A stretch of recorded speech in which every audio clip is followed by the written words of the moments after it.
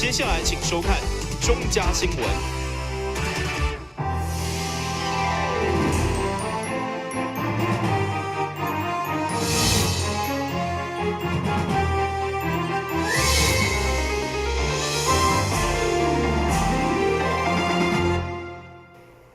另外是观众欢迎收看11月28号的中嘉台南电影新闻。位伫后壁区的南汇生技园区，虽然已经是南汇产业的重要基地，不过其他的农作物同款需要农业科技甲完整人才培训。对此，立议长赖美惠看线，上午台南市政府正式甲生态签订合约，同时成立智慧农业研究中心，场面相当盛大热烈。伫农委会副主委李退之、议长赖美惠等贵宾的见证，台南市政府甲生态正式伫后壁南汇生技园区签约合作，未来呢南汇甲农业两种加入微生物科技来提高附加价值，加上智慧农业研究中心的甲牌成立，希望让台南成为全国上界重要的智慧农业基地。生态这几年来，伊伫咱台南扎根，伊的生技中心嘛有真好的这个成果，所以感谢咱赖议长来牵线，甲生态相结合，就完了将市府救入来，感觉讲若有法度将生态因伫学校内底做的物件，有法度扩展延伸，咱一般的农民会使来参与，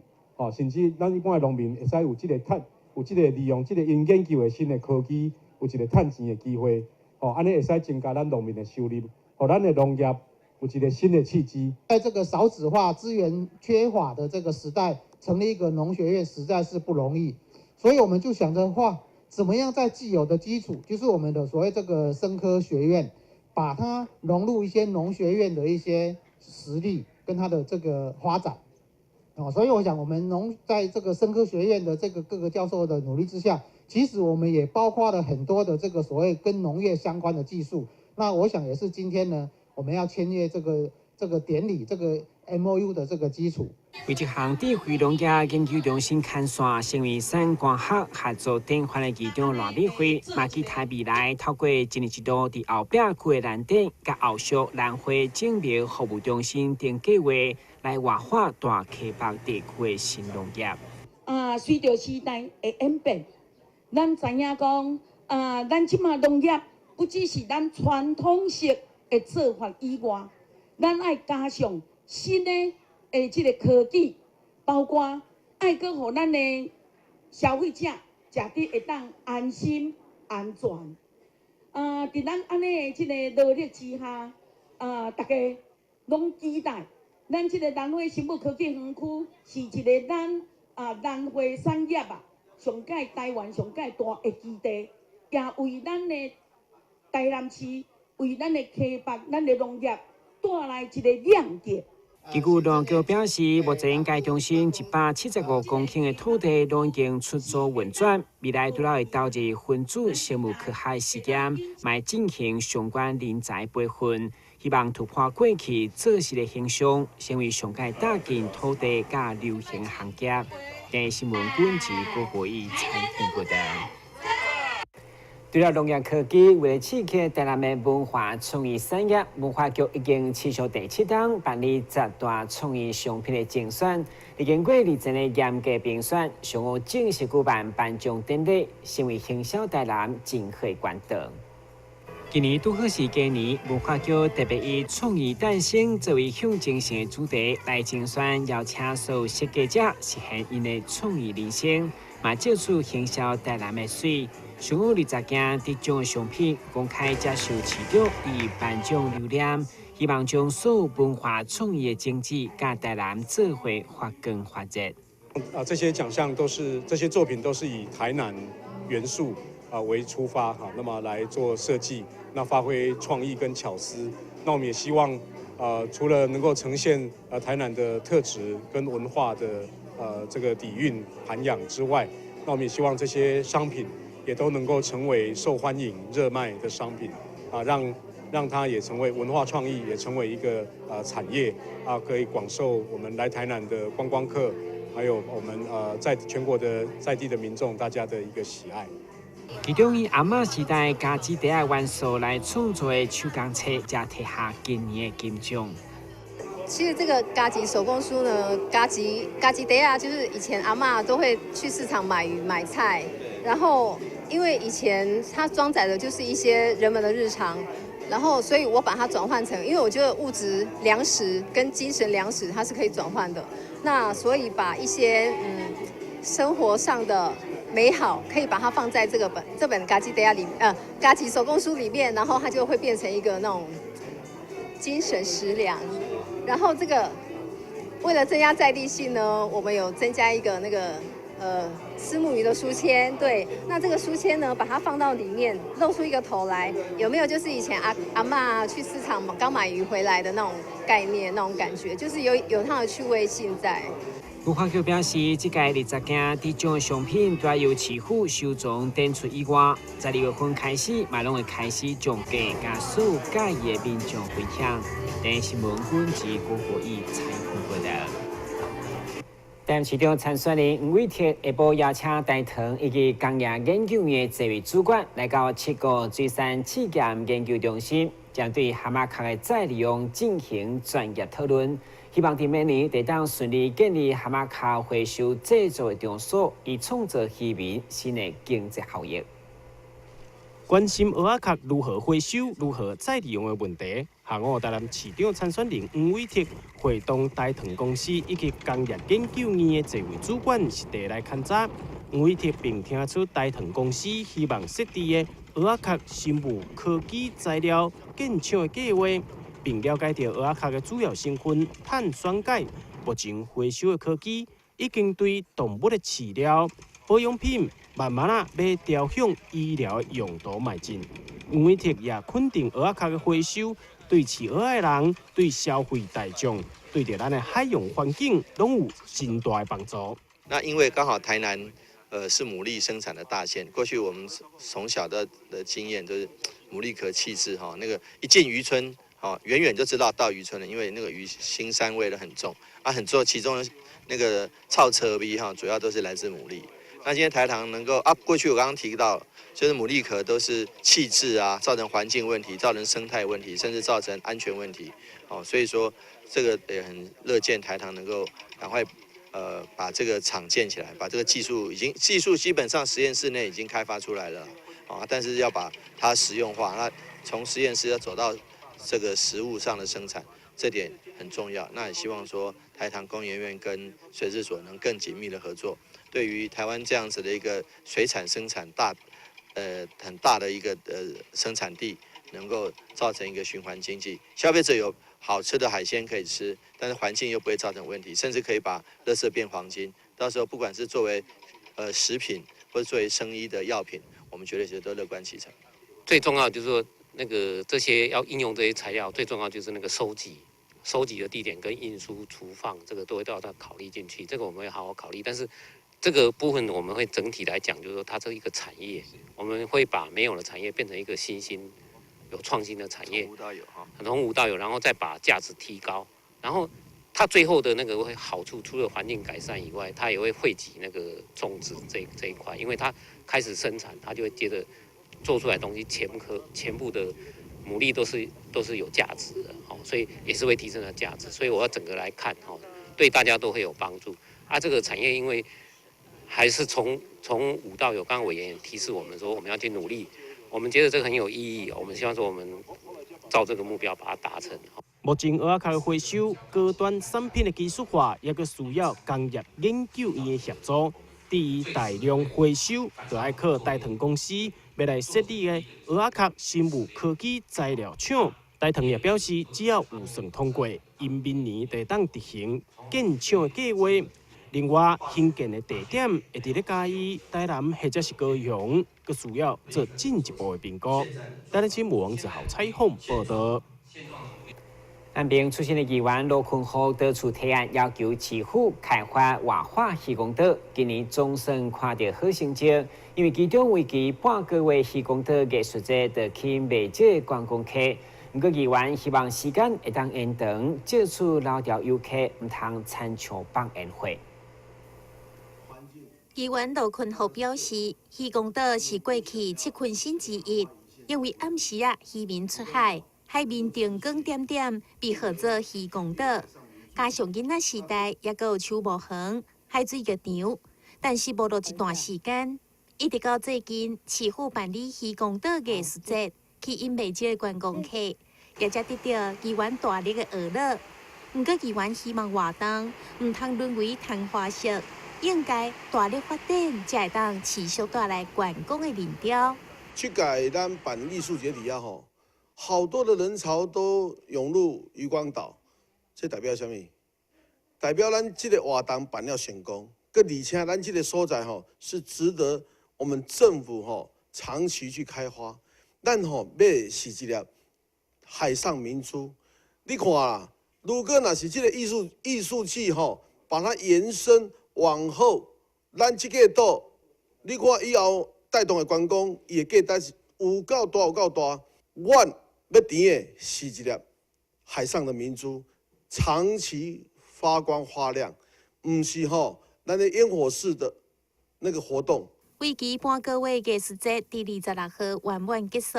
期间也吸引9万人次参观人潮。议员表示，不但互渔光岛跳脱10几年来只有净滩活动的印象，同时也互民众重新看到台南海上明珠。台南新闻林根采访报道。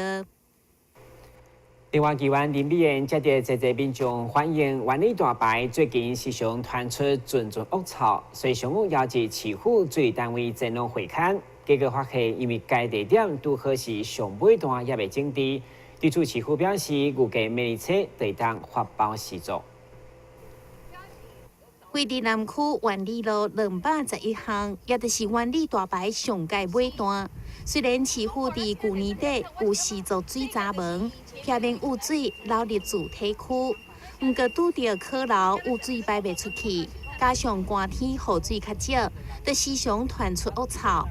对此，议员林美燕上午邀集水利单位现场会勘，要求尽速解决。现场直接是咱的万里的大排，万里内底这块的家庭会污水啦，还有雨水都会集中一家排出去。那因为这万里还未进行雨污分离啦，家庭污水工程还没进行啦，所以我们有看到很多的污水进来这边。那相对我们有看到大排长期以来，因为它的就是坡度不是非常理想，太平坦了，所以它的流速非常的慢，非常的慢。那很多的就是污泥都囤积在这个现场里面。那我们现在有看到整个现场是恶臭的，然后水里面的海藻我想非常的就是丰富啦，含氧量非常的高，因为现场水质是绿色的，是深绿的。那我们有看到说，像这个情形，虽然在那个明年我们的水利局会进行那个就是坡度的重整，还有护岸的工程啦。但是到明年的时候还有一段时间，至少还要半年啦。所以这段时间难道我们管理怎么办？所以我们今天要求水利局，就是说在工程还没进行之前，每个月都要来做个清除啦，就是打扫污泥啦，做什么一定要做这个动作啦。这样子我们这周边的住户才不会长期就是面临恶臭的，就是环境啊、空气啊，非常的不好。对此，市府水利局副总工程师黄信全表示，因为万里大排目前正伫整治，伫上界尾段大约700公尺，包括两环护堤、坡道甲底泥，目前正伫设计，预计明年初就会当发包。至施作进程，市府会先用蓝污所拦查污染源，并且做底泥清除的工作，减少恶臭。台南新闻林根采访报道。新闻一个马上登来新闻现场。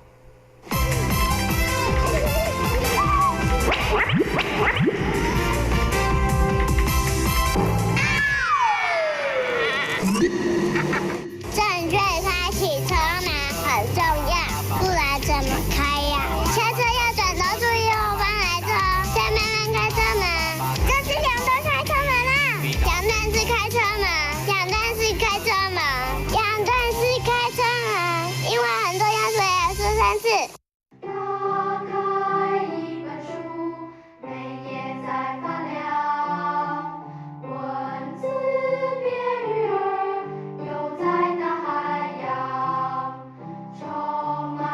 欢迎你和我一起来收看《非读不可》，台南爱读册。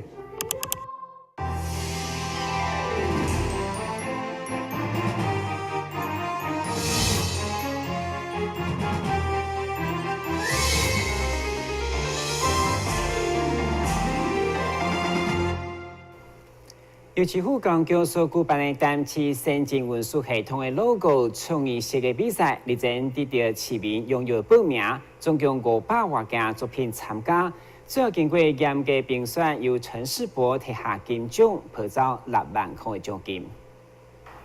公局对1802年开始推动智文化公共运输系统，成效备受肯定。在整体服务品质大幅度提升以后，就开始推动单次先进运输系统。总算在今年11月24号正式成立单次智文工程筹备处。同时，为了让市民更加了解市政建设，市府举办单次先进运输系统 logo 的创意设计比赛。希望借着全面的参与，共同行销，为咱市的先进运输系统来做宣传。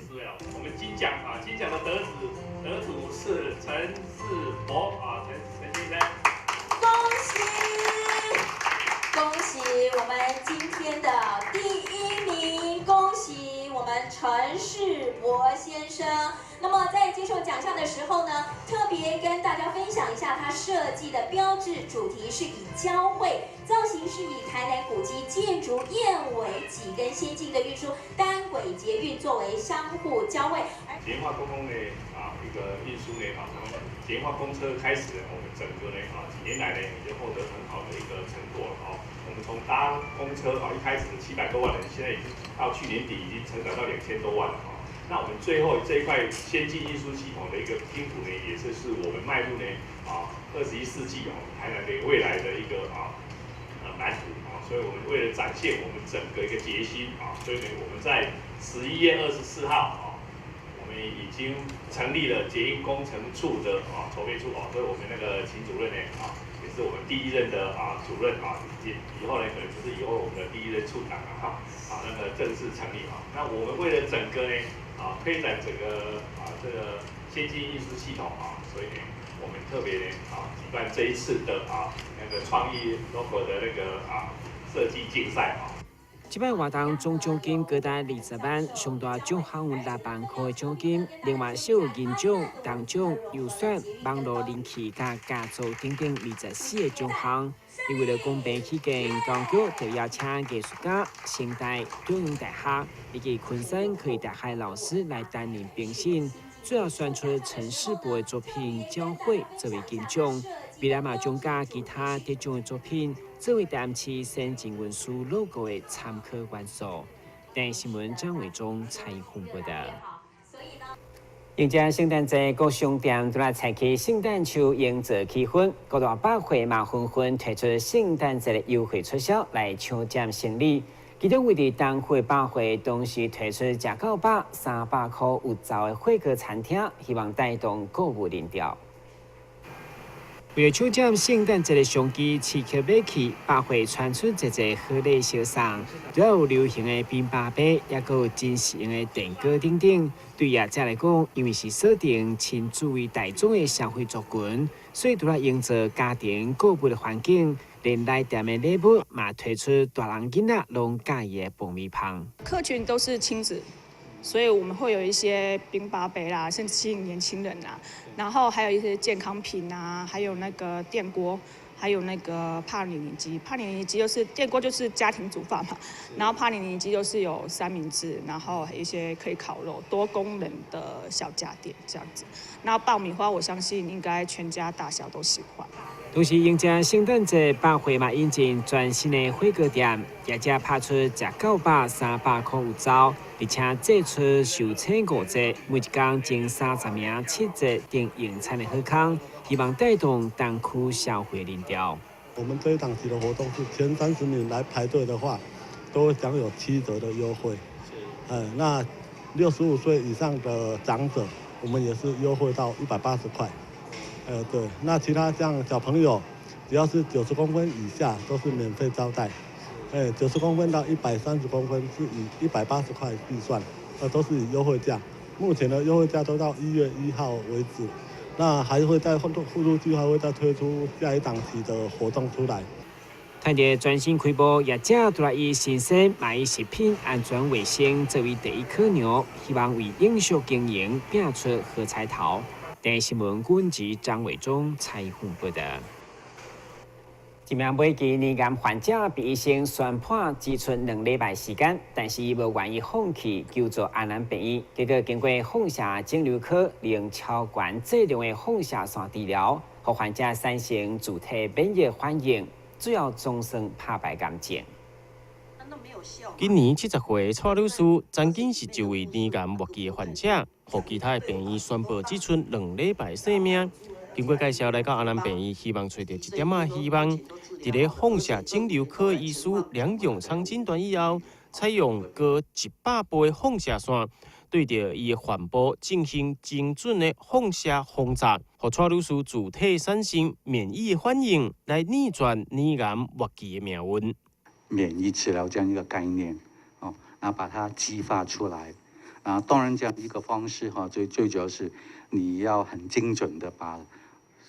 超高的剂量落到肿瘤，然后旁边的正常组织哈都没有，所以可以看得到，它这个其他的肺啦，包括其他的皮肤都没有啊，都没有任何的一种副作用出来啊。当然现在它还是有个伤口，最主要是原来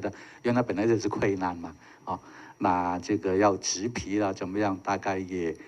长不起来哈，所以5年多来一直都是这个样子，还是有个伤口。那有轻微的纤维化，但是其他的情况都是很好，哦，所以这样的一个放射线治疗的模式，是一个新的一种模式。蔡女士即马每3个月就转移到安南病院检查，发现拢无癌症转移的现象。感谢梁医师，就亲像是上天派来救伊的天使共款。我知道我的病情拖坏掉了，现在已经很严重，你就尽你最大的能力。能够帮助我几分，就几分，我就很感恩了。想不到经过他这样的治疗，我还能够这条命还能留到现在，所以我对他想到这边，我自己有时候眼泪会掉下来。有时候冥冥之中，好像一个命运的神在牵引，我会认识他，会认识他的太太，我们就像兄弟姐妹一样的和好。梁永昌医师表示，精准放射轰炸的治疗方式，目前对年癌、淋巴癌等等的癌症治疗效果上好。至于其他类别的癌症，佫需要诊断，并开刀，并搭配放射线的治疗。台南新闻张伟忠采访报道。接下来关心详细天气变化。